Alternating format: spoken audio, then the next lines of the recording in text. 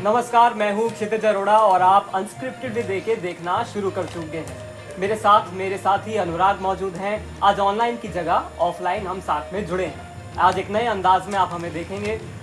आज का जो चर्चा का विषय है वो है मणिपुर लोकसभा सीट। मणिपुर में 2 लोकसभा सीटें हैं और पिछले साल से ही मणिपुर चर्चा का विषय है। चर्चा का विषय इसीलिए क्योंकि मणिपुर में पिछले 1 साल से भीषण 2 समुदायों के बीच जो टकराव है वो देखने को मिल रहा है। अनुराग से आज हम इसी लोकसभा सीट को लेकर बात करेंगे। अनुराग, बहुत स्वागत है आपका। धन्यवाद आपका बहुत बहुत। तो अनुराग, इस बार आर के रंजन सिंह, 2 सीटें हैं मणिपुर में, एक बाहरी और एक भीतरी। उसमें से जो भीतरी सीट है उसमें आर के रंजन सिंह, जो कि पूर्व में राज्य मंत्री भी थे, उनका टिकट काटकर बीजेपी ने उनका टिकट काट दिया है। तो आप इसको कैसे देखते हैं? देखिए, जब भी देश में लोकसभा चुनाव आते हैं तो पार्टी अपनी तैयारियां करना शुरू कर देती है। तो भारतीय जनता पार्टी ने अपनी तैयारियां शुरू कर दी। पार्टी जब टिकटों का बंटवारा करती है तो जो जीतने वाले उम्मीदवार होते हैं उन्हीं पर दाव लगाती है। तो कहीं ना कहीं भाजपा को लगा होगा कि इस बार जो वर्तमान के भाजपा के सांसद है वो वहाँ से नहीं जीत रहे, इसलिए उनका टिकट काटा गया। और उसकी पीछे की दूसरी वजह ये है कि उनकी नाराजगी जो मणिपुर में हिंसा पिछले साल से जारी है। अब वर्तमान में मणिपुर में हालात शांत नहीं है। मीडिया और अखबार के पन्ने महज सुर्खियां बटोरने के लिए ही हैं। उनके ना पर किसान की ना पर जनता की आवाज़ कोई देखने को नहीं मिलती। वहाँ पर सिर्फ रैलियों में जो नेता एक दूसरे के ऊपर बयानबाजी करते हैं, एक दूसरे के ऊपर जो तंज कसते हैं, वही पहली हेडलाइन बन जाती है अखबार के पन्नों की। जब से 2024 के लोकसभा चुनाव को लेकर तमाम पार्टियों ने तैयारी करी है। मणिपुर के लेकर आपने देखा होगा, एक समय था जब मणिपुर एकदम अहिंसा की आग में जल रहा था। उस समय पर यह मुद्दा एकदम सामने आया था। तो कहीं ना कहीं मीडिया को भी इसको दिखाने के लिए मजबूर होना पड़ा। परंतु जब से लोकसभा चुनाव का दौर है, अब भी हिंसक घटनाएं वहाँ पर घटती जा रही हैं। अब सिर्फ महज मीडिया की बात करें, अखबारों की बात करें, वो प्रधानमंत्री कहें या फिर राहुल गांधी की रैलियों में ही सिमट कर रह चुके हैं। और प्रधानमंत्री एक तरफ कहते हैं कि ये पूरा देश 140 करोड़ लोग उनका परिवार है। क्या मणिपुर उनका परिवार नहीं है? प्रधानमंत्री जी ने 2 शब्द मणिपुर के लिए ने बोले। प्रधानमंत्री विदेशों में दौरे करते हैं परंतु मणिपुर की जनता का हाल क्यों नहीं पूछते? प्रधानमंत्री तमाम रैलियों के बाद कहते थे, रैलियों के माध्यम से कहते थे कि कांग्रेस ने नॉर्थ ईस्ट की बात करें या फिर मणिपुर की बात करें, उनके साथ सौतेला व्यवहार करने का काम किया। परंतु जब से भाजपा की सरकार आई है, इस प्रकार मणिपुर में जो घटना देखने को मिली है वो भले ही हम मानवता के लिए उस घटना निंदनीय है। क्योंकि आप देखिए, भारत एक लोकतांत्रिक देश है। जो व्यक्ति ये दावा करता है कि हम देश को सबका साथ सबका विकास का नारा लेकर चलते हैं, सबको साथ लेने की बात करते हैं, हमारी कानून व्यवस्था बहुत मजबूत है, वही व्यक्ति अपने एक राज्य के अंदर, मणिपुर के अंदर उनकी सरकार है, एनडीए की सरकार कहें या भाजपा की सरकार कहें, और पूर्ण बहुमत की एनडीए की वहाँ पर सरकार है। तो वहाँ पर आप देखिए, विधानसभा की 60 सीटें, उनकी जनता को सुरक्षा प्रदान नहीं कर सकते तो क्या फायदा ऐसे मुख्यमंत्री का पद पर रहने का जो अपनी जनता की सुरक्षा प्रदान नहीं करता? यदि आप अपनी जनता को सुरक्षा नहीं प्रदान कर सकते तो आप भी सुरक्षा लेने के कोई हकदार नहीं। हम तो ये कहेंगे। 2 सीटें हैं मणिपुर में, एक भीतरी और एक बाहरी।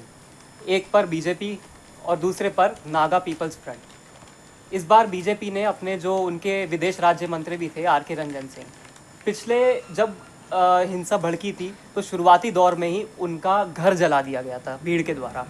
तो इस बार उन्होंने उस समय प्रधानमंत्री को कई खत लिखे कि मणिपुर में क्या हो रहा है, कि ध्यान नहीं दिया जा रहा। तो इसको लेकर क्या बीजेपी में नाराज़गी थी? क्या आला कमान के तरफ से नाराज़गी थी कि इन्होंने पार्टी के विरुद्ध जाकर कुछ लिखा या कुछ बोला? तो क्या ये आप इसको वजह देखते हैं?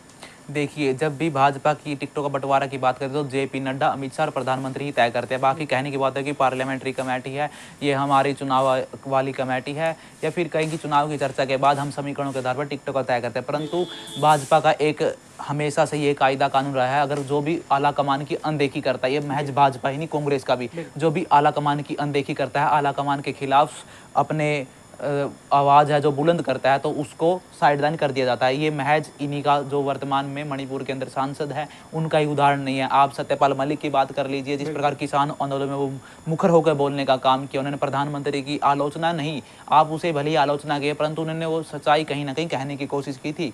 परंतु अब उनके साथ भी कैसा व्यवहार किया। और भी वर्तमान में कई नेताएं हैं जिनकी हम बात करें तो भाजपा का साफ सीधा, अगर कोई भी हमारे पार्टी की साइड जो पार्टी की लाइन से हटकर बोलने का काम करेगा सरकार के खिलाफ, तो उसका बाहर का रास्ता दिखा दिया जाएगा। और उनकी टिकट कटने का महज एक ही सबसे बड़ा ये कारण मुख्य है। और दूसरी बात, 2019 के जो लोकसभा चुनाव हुए थे वहाँ पर 2 सीटों में से एक भाजपा ने जीती थी, एक नागा पीपल्स फ्रंट ने जीती थी। और 2019 के चुनाव के बाद 2024 का लोकसभा चुनाव होगा, दंगों के बाद कहीं या फिर मणिपुर की जो हिंसा के बाद कहें तो ये पहला चुनाव होना। और मेरे को लगता है कि इस पे वोटिंग, मणिपुर में 2 चरणों में चुनाव होने वाला है, तो वोटिंग पे भी फर्क पड़ेगा। और कहीं ना कहीं कई इलाकों में लोगों ने वोटिंग का बहिष्कार करने का भी काम किया है।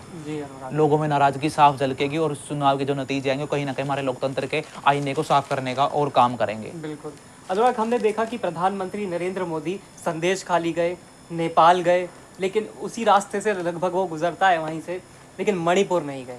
तो ये क्या है, जनता के बीच में नाराजगी? साथ में अमित शाह गृह मंत्री हमारे, वो एक बार मणिपुर गए, उसके बाद मणिपुर पर शायद कोई ध्यान नहीं दिया गया। हम देखते हैं कि विपक्षी पार्टियां भी अब कहीं ना कहीं मणिपुर को एक तरह से भूलती सी जा रही हैं। कहीं उनके कोई बयानों में मणिपुर ज़्यादा नहीं देखने को मिलता, या फिर विपक्षी पार्टियों के बड़े नेताओं के बयानों में नहीं देखने को मिलता, रैली से इसका कोई आह्वान नहीं किया जाता। तो आप इस नाराज़गी को जनता के बीच में कैसे देखते हैं? देखिए, भाजपा की बात करें, हम कांग्रेस एक चीज़ मैं और इसमें जोड़ना चाहूँगा कि कांग्रेस के समय भी मणिपुर में हिंसा भड़की थी, तब भी ऐसे ही हालात देखने को मिले थे। तो अब जनता किस पर विश्वास करे, ये एक असमंजस है। देखिए, भले ही कांग्रेस हो या भाजपा हो, सब कुर्सी के भूखे होते हैं, फिर कुर्सी के प्यासे हो, उन्हें सिर्फ कुर्सी बचानी होती है। भले ही देखिए, राजनीति में कहा जाता है कि कुर्सी पे तभी पहुंच पाओगे जब आप जनता के खून से अपने पाँव को लथपथ कर उस सिंहासन तक, उन्हें सिंहासन चाहिए, भले ही वो उसके लिए जनता का खून बहे, निर्दोष लोग मरे या फिर उनकी जान चली, उन्हें सिर्फ सिंहासन से मतलब है। और विडंबना देखिए लोकतंत्र की, जो वहाँ की मणिपुर सरकार है, एनडीए जिसे लीड कर रहा है, ऐसी निंदनीय कई घटनाएं होने के बाद भी नैतिकता के आधार पर उन्होंने उस सरकार से इस्तीफा नहीं लिया। भले ही आप वहाँ पर राष्ट्रपति शासन मत लगाइए, कम से कम मुख्यमंत्री को बदलाव करने का आपको एक नैतिक अधिकार था। मुख्यमंत्री को नैतिकता के आधार पर इस्तीफा देना चाहिए। यही हम बात करें दिल्ली के अरविंद केजरीवाल की, जिनके ऊपर तथाकथित शराब के घोटाले के आरोप हैं। भाजपा उनका इस्तीफा मांगती है, बिल्कुल मांगना चाहिए। अगर कोई मुख्यमंत्री जो भ्रष्टाचार का नारा लेकर आया था कि भ्रष्टाचार मुक्त भारत बनाएंगे, वही भ्रष्टाचार के केस के मामले में तिहाड़ में जाता है, तो नैतिकता के आधार पर उसे इस्तीफा दे देना चाहिए। ये वही केजरीवाल है जो तिहाड़ जाने से पहले मणिपुर के मुख्यमंत्री का इस्तीफा मांगता था। अब वो कहते हैं हम जेल से सरकार चलाएंगे। तो राजनीति किसी भी पार्टी हो, कांग्रेस हो, फिर भाजपा हो या फिर आम आदमी पार्टी हो, सभी को कुर्सी चाहिए। और जनता के मुद्दे हमेशा दब के रह जाते हैं, क्योंकि मीडिया जनता के मुद्दों की कभी बात नहीं करता। ये सच्चाई हमारे देश का दुर्भाग्य भी है। भले ही कही कि अभी हाल के समय में हमारे देश का वर्ल्ड फ्रीडम इंडेक्स में जो स्थान आया वो 180 देशों में से 159 पर सिमट गया। बिल्कुल अनुराग, ये आपने बिल्कुल अच्छा पॉइंट छेड़ा कि मणिपुर की बात मीडिया से भी गायब रही। तो अनुराग, आप इसको कैसे देखते हैं कि इस बार किसके पक्ष में फैसला होने जा रहा है? क्या प्रधानमंत्री नरेंद्र मोदी पर एक बार फिर से मणिपुर की जनता भरोसा जताएगी, या फिर इस बार किसी और को देखने जाएगी? देखिए, मेरा मानना है कि कैमरे और कलम की ताकत को छोड़कर, इस कैमरे और कलम की दुनिया को छोड़कर यदि आप मणिपुर के धरातल पर जाने का काम करेंगे तो सरकार, वो भले ही किसी पार्टी की सरकार हो, वर्तमान में एनडीए की सरकार है, वहाँ पर जनता में नाराजगी देखने को मिली है। बल्कि एक समुदाय की नाराजगी नहीं, उन्हें दोनों समुदाय की नाराजगी का काम झेलना पड़ रहा है। देखिए, सत्ता की बात करें, फिर कुर्सी की रेस में बात करें, नुकसान तो हमारे देश का हो रहा है, हमारे देश के लोगों का हो रहा है, हमारे देश की संपत्ति का हो रहा है। देखिए, दोनों समुदाय हमारे देश के हैं, दोनों का समान अधिकार है। मेरा मानना है कि इस बातचीत को कहीं ना कहीं बातचीत के द्वारा इस हिंसा को सुलझाया जा सकता था। प्रधानमंत्री यदि अपना एक कदम आगे बढ़ाते तो कहीं ना कहीं मणिपुर की जनता भी उनका बहुत सहयोग करती। देखिए, जब एक देश का इतना बड़ा नेता, सबसे बड़े पद पर बैठा व्यक्ति यदि कोई अपील करता है तो उसका कहीं ना कहीं जनता के अंदर एक संदेश जाता है। हम कोविड की बात करें, प्रधानमंत्री ने तमाम तरह की अपीलें की कि दिए जलाइए, थाली बजाइए, सब अपील का देश में बहुत मान सम्मान हुआ, या फिर कहीं उनका पालन करने का भी काम किया। तो मणिपुर पे जब चर्चा होती है, आप देखिए विपक्ष को बिल्कुल बॉयकॉट कर दिया गया, विपक्ष को सदन से बाहर निकाल दिया मणिपुर के मुद्दे के ऊपर। लोकसभा के अंदर कहीं, राज्यसभा में कहीं चर्चा करने नहीं दी मणिपुर के अंदर। बिल्कुल, हमने भाषण भी देखा प्रधानमंत्री का, जब अविश्वास प्रस्ताव लाई थी विपक्षी पार्टियां, तो उसमें प्रधानमंत्री ने एक तरह से हास्य व्यंग किया विपक्षी पार्टियों पर, कहीं उसमें मणिपुर नजर नहीं आया। उसके अलावा 79 दिनों के बाद प्रधानमंत्री ने अपना मुंह खोला मणिपुर को लेकर, जब 2 महिलाओं के साथ वो हमने जो देखी घटना। देखिए, उसमें बोला क्या, वही है, जब चिड़िया चुग गई खेत, अब क्या फायदा उसका। आप वो घटना 4 मई की वो घटना थी, उसकी वीडियो जब जुलाई के महीने में 19 जुलाई को बाहर आती है, उसके बाद उसके ऊपर कार्रवाई होती है। अगर वो वीडियो बाहर नहीं आता तो ना उस पर कार्रवाई होती। बिल्कुल, अभी और उस पर खबर भी आई कि वो पुलिस ने ही महिलाओं को भीड़ के हवाले किया। देखिए, हम जब भी बात करते हैं कानून व्यवस्था की, तो किसी भी राज्य के अंदर कानून व्यवस्था बहुत अहम होती है। अगर आप अपने जनता की सुरक्षा नहीं कर पा रहे तो आप उस राज्य को कैसे चलाओगे? नैतिकता के आधार पर एक मुख्यमंत्री को अपने से पहले अपने देश की कहें या फिर अपने प्रदेश की उस जनता को, अपने राज्य की उस जनता के हर व्यक्ति जो भी उस राज्य का स्थायी निवासी है या फिर अस्थायी निवासी है, सबकी सुरक्षा का अधिकार, सबकी सुरक्षा की जिम्मेदारी उस राज्य के मुख्यमंत्री की बनती है। बड़े बड़े शीशे के कमरों में बैठकर भाषणों के माध्यम से आप कैसे कह सकते हैं कि मणिपुर में सब कुछ सामान्य है? ये सामान्य नहीं है। हालात अभी भी मणिपुर में खस्ता हैं और धरातल पर जाए। अभी राहुल गांधी की जो यात्रा हुई थी, हम न्याय यात्रा की बात करें, फिर भारत जोड़ो न्याय यात्रा के बाद राहुल गांधी ने वहाँ मणिपुर के लोगों से मिलने का काम किया।